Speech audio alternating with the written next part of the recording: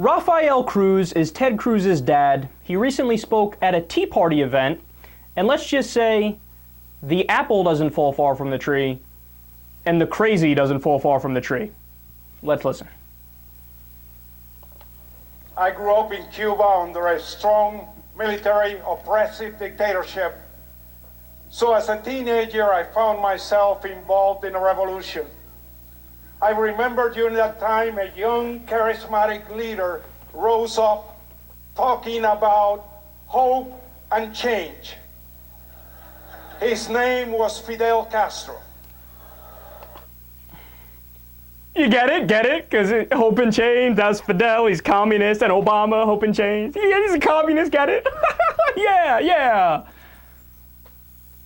It's so tired.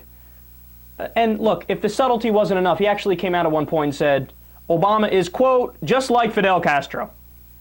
Look, again, all I need is one fact. Just one fact to debunk that absurd argument. The percentage of the jobs in the United States that is private sector, so small business or big business, 91% of the jobs, only 8% of the jobs are government jobs. By no stretch of the definition is that socialist or communist. Whereas Cuba is socialist, is communist, there's government control over everything. They even do price controls. There's no free market, right? Obviously Barack Obama is not a socialist. Hey, if he was a socialist or a communist, why didn't he do a government takeover of healthcare? He did a conservative reform where there's an individual mandate where it says you have to go to the private businesses to buy insurance. In no way, shape, or form.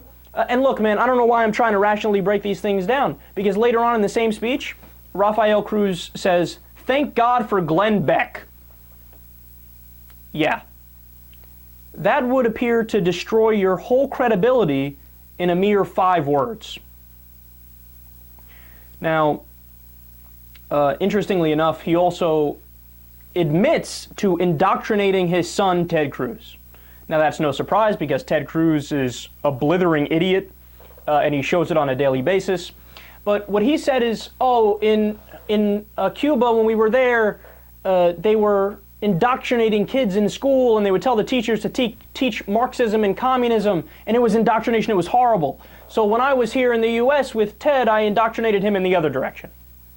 So he actually says, I made Ted read Hayek books, von Mises books, Murray Rothbard books, Milton Friedman, all far right-wing economists, right?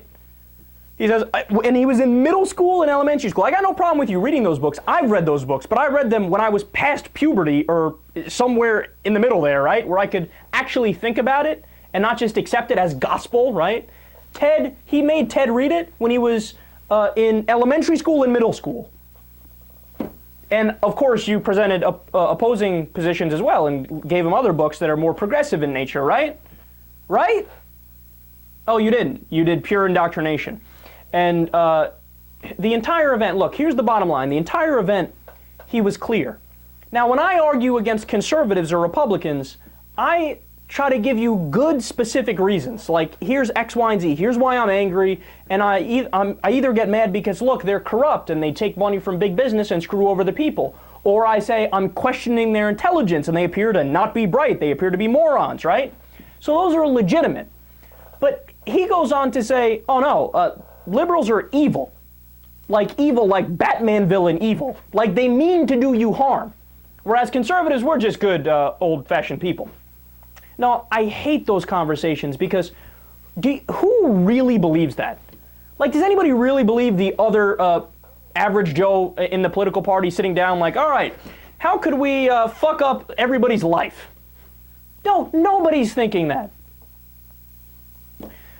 Ted Cruz and his dad now both showing they continue to be not all that bright.